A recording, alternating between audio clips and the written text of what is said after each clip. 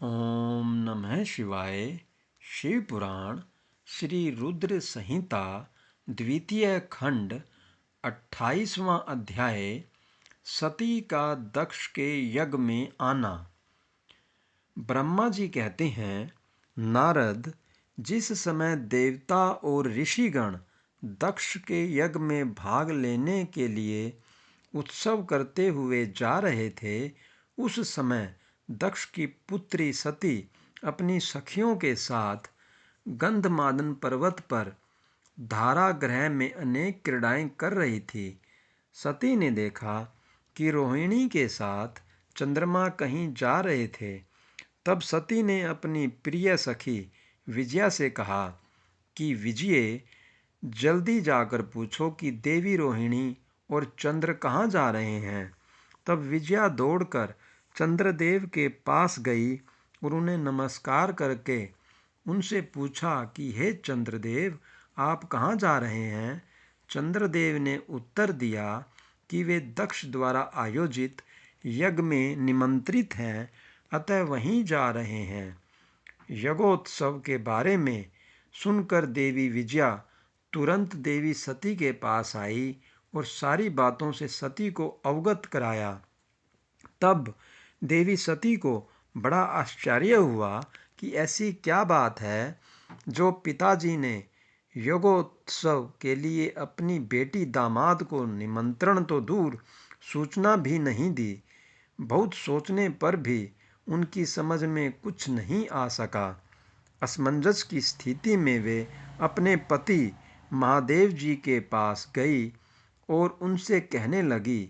सती बोली, हे महादेव जी, मुझे ज्ञात हुआ है कि मेरे पिता श्री दक्ष जी ने एक बहुत बड़े यज्ञोत्सव का आयोजन किया है, जिसमें उन्होंने सभी देव ऋषियों, महर्षियों एवं देवताओं को आमंत्रित किया है।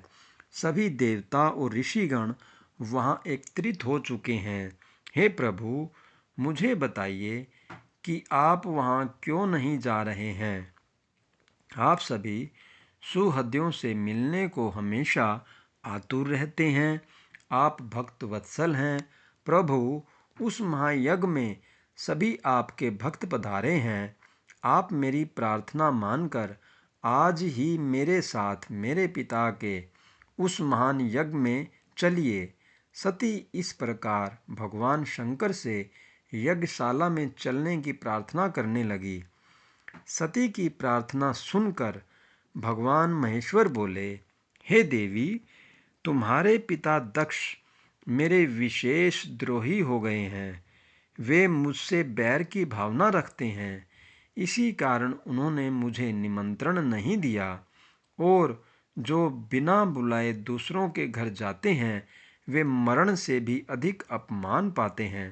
हे देवी, उस यज्ञ में सभी अभिमानी, मूढ़ और ज्ञान शून्य देवता और ऋषि ही हैं। उत्तम व्रत का पालन करने वाले और मेरा पूजन करने वाले सभी ऋषि मुनियों और देवताओं ने उस महायज्ञ का त्याग कर दिया है तथा अपने अपने धाम को वापस चले गए हैं।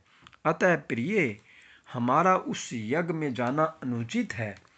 वैसे भी बिना बुलाए जाना अपना अपमान कराना है। शिवजी के इन वचनों को सुनकर देवी सती क्रुद्ध हो गई और शिवजी से बोली, हे प्रभु, आप तो सबके परमेश्वर हैं। आपके उपस्थित होने से यज्ञ सफल हो जाते हैं। आपको मेरे दुष्ट पिता ने आमंत्रित नहीं करके आपका अपमान किया है। भगवान, मैं ऐसा करने का प्रयोजन जानना चाहती हूँ कि क्यों मेरे पिता ने आपका अनादर किया है। इसलिए मैं अपने पिता के यज्ञ में जाना चाहती हूँ ताकि इस बात का पता लगा सकूँ। अतः प्रभु, आप मुझे आज्ञा प्रदान करें। देवी सती के क्रोधित शब्दों को सुनकर भगवान शंकर बोले, हे देवी, यदि तुम्हारी इच्छा वहाँ जाने की है तो मैं तुम्हें आज्ञा देता हूँ कि अपने पिता के यज्ञ में जाओ। नंदीश्वर को सजाकर उस पर चढ़कर अपने संपूर्ण वैभव के साथ अपने पिता के यहाँ जाओ। शिवजी की आज्ञा मानकर देवी सती ने उत्तम श्रृंगार किया और अनेक प्रकार के आभूषण धारण करके देवी सती अपने पिता के घर की ओर चल दी। उनके साथ शिवजी ने 60,000 रौद्रगणों को भी भेजा।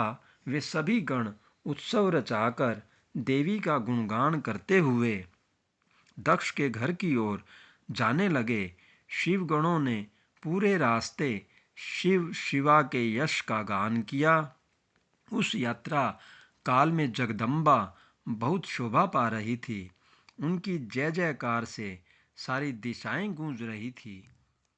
ओम नमः शिवाय। ओम नमः शिवाय। शिव पुराण श्री रुद्र संहिता द्वितीय खंड 29वां अध्याय यज्ञशाला में सती का अपमान।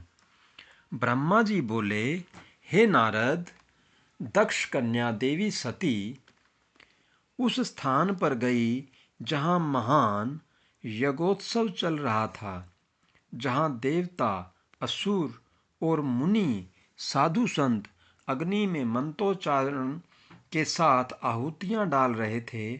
सती ने अपने पिता के घर में अनेक आश्चर्यजनक बहुमूल्य वस्तुएं देखी। अनेक मनोहारी और उत्तम आभा से परिपूर्ण धन्य धान्य से युक्त दक्ष का भवन अनोखी शोभा पा रहा था। देवी सती नंदी से उतरकर अकेली ही यज्ञशाला के अंदर चली गई। सती को वहां आया देखकर उनकी माता और बहनें बहुत प्रसन्न हुई और देवी सती का खूब आदर सत्कार करने लगी। परंतु उनके पिता दक्ष ने उनको देखकर कोई खुशी जाहिर न की और न ही उनकी तरफ ध्यान दिया। दक्ष के भय से ही अन्य लोगों ने भी देवी सती का आदर नहीं किया। सभी के व्यवहार में तिरस्कार देखकर देवी सती को बहुत आश्चर्य हुआ। फिर भी उन्होंने अपने माता पिता के चरणों में मस्तक झुकाया। देवी सती ने यज्ञ में सभी देवताओं का अलग अलग भाग देखा। जब सती को अपने पति का भगवान शिव का भाग वहां दिखाई नहीं दिया तो उन्हें बहुत क्रोध आया। अपमानित होने के कारण देवी सती दक्ष को लताड़ते हुए बोली, हे प्रजापति, आपने परम मंगलकारी भगवान शिव को इस यज्ञ में क्यों नहीं बुलाया, जिनकी उपस्थिति से ही सारा जगत पवित्र हो जाता है। भगवान शिव यज्ञवेताओं में श्रेष्ठ हैं। वे ही यज्ञ के अंग हैं, वे ही यजमान हैं। जब सब कुछ वे ही हैं तो उनके बिना इस महायज्ञ की सिद्धि कैसे हो सकती है। उनके बिना तो यह यज्ञ अपवित्र है। आपने भगवान शिव को सामान्य समझकर उनका घोर अनादर किया है। शायद आपकी बुद्धि के भ्रष्ट होने के कारण ही ऐसा हुआ है। मुझे तो यह समझ में नहीं आ रहा है कि बिना भगवान शिव के आए ये विष्णु और ब्रह्मा सहित सभी ऋषि मुनि इस यज्ञ में कैसे आ गए। तब देवी सती मेरे सम्मुख खड़ी हुई और विष्णु सहित सभी उपस्थित देवताओं व ऋषियों और मुनियों को डांटने लगी और उन्हें बहुत फटकारा।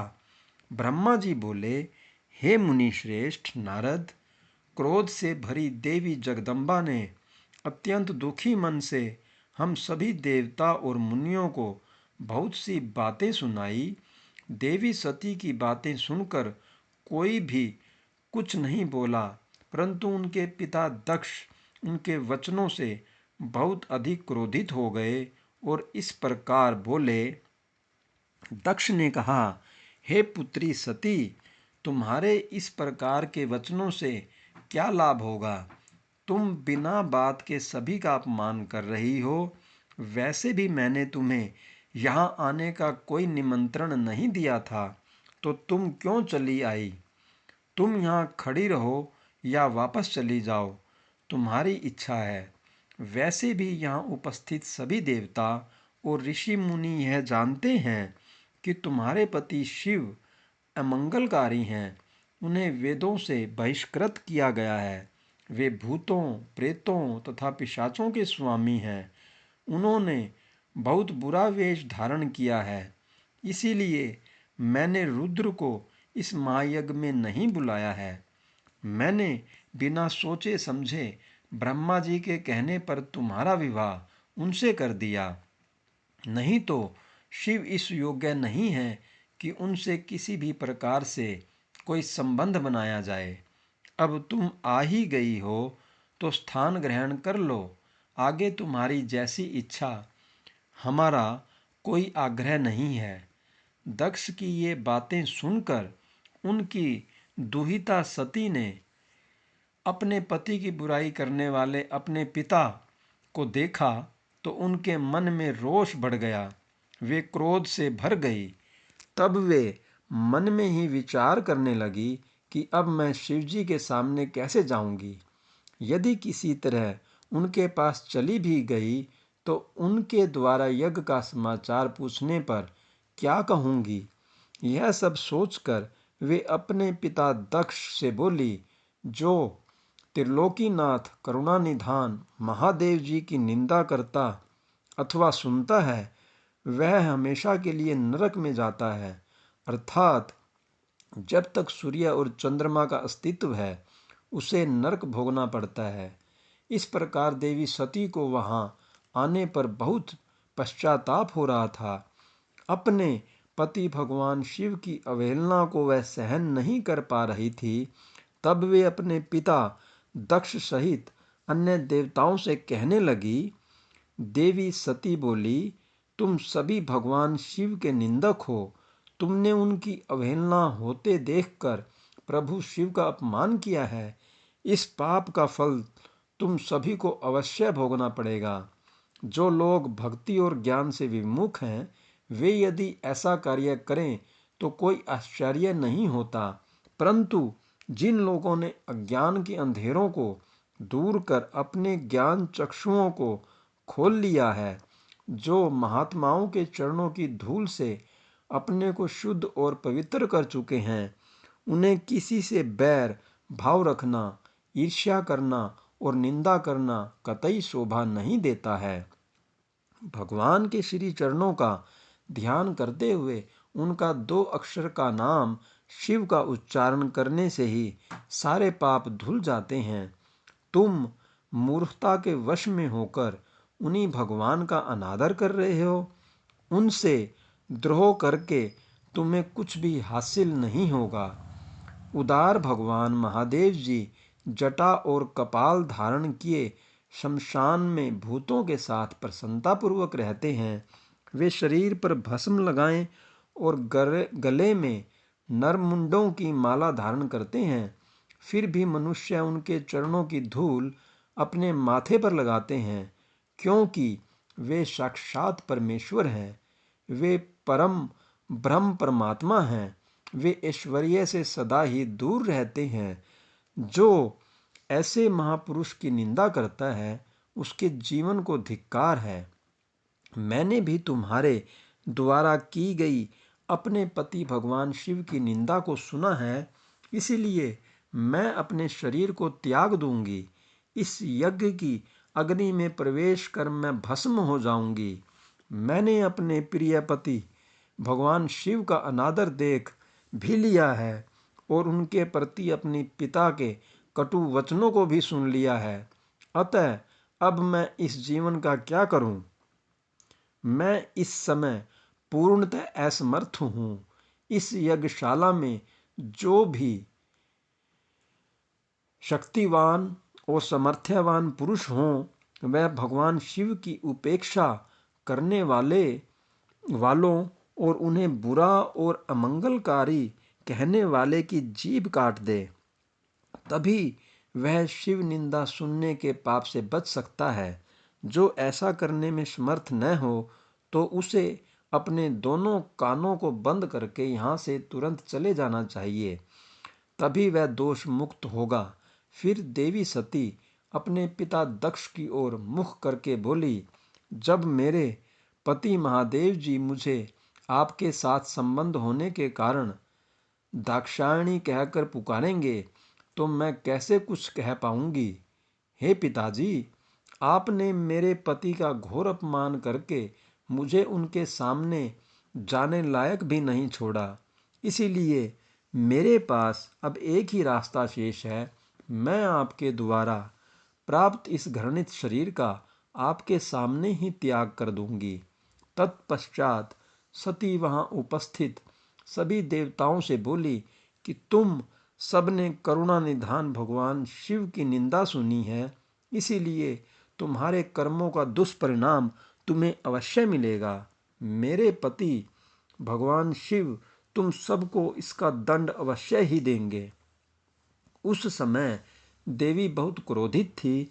यह सब कहकर वे चुप हो गई और अपने मन में अपने प्राण वल्लभ भगवान शिव का स्मरण करने लगी। ओम नमः शिवाय।